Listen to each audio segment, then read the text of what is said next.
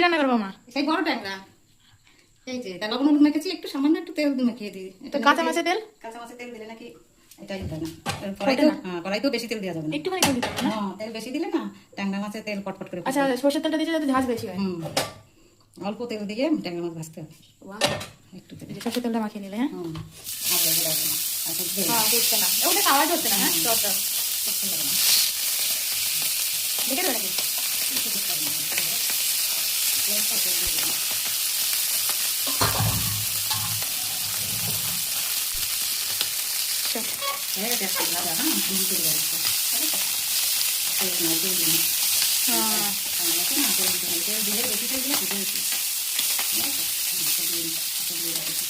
মাছের ডিম উল্টো বানাটা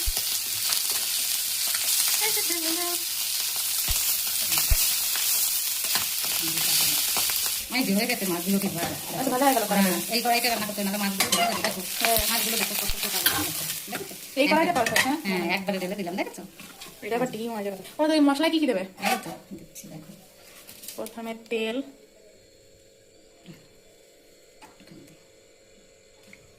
তেল দিই, একটু তেল, তারপরে জিরে। তুমি এতগুলো লঙ্কা দেবে? না না, ফোড়নে জিরে? জিরে ফোড়ন দেবো। তুমি পেশে আসো। আর জিরে, এই পেঁয়াজ আর রসুন কোটা আমার দিতে, আদা আদা।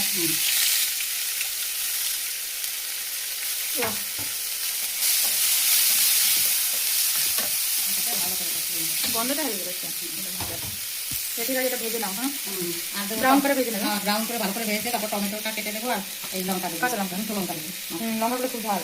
দুটো লঙ্কা দেবো, টমেটো দেবো, এটা ভালো করে কষাবো। ঠিক আছে, এগুলো ভাজা কষানো আপনাদের দেখানো। এই যে মশলা একটু ভেজে একটু জল দিয়েছি, লবণ আর হলুদ দিয়েছি, অ্যাড করেছি ওর সঙ্গে। আর এটা তোমার নিজের সিক্রেট মশলা? হ্যাঁ, আমার নিজে বানানো ভাজা মশলা। এখন কষতে থাকবে না? হ্যাঁ হ্যাঁ, সুন্দর করে কষা হবে। তারপরে মাছ দেবে। মাছ দিয়ে একটু জল দিয়ে ঢেকে, ওই বড় বড় মাছ তো, ওই মাছগুলো ট্যাংরা মাছ তো আধা ঘন্টা লাগবে রান্না হতে। 5 মিনিট 10 মিনিট রান্না করলে ভালো হবে না, পাওয়ার কমিয়ে ধীরে ধীরে রান্না করতে হবে। ঠিক আছে, তোমরা কষা হোক মশলা, তারপরে দেখাচ্ছি। হ্যাঁ, মাছ দেওয়ার সময় দেখাচ্ছি। Almost done.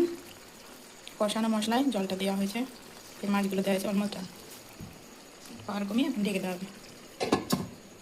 Tata tata tata.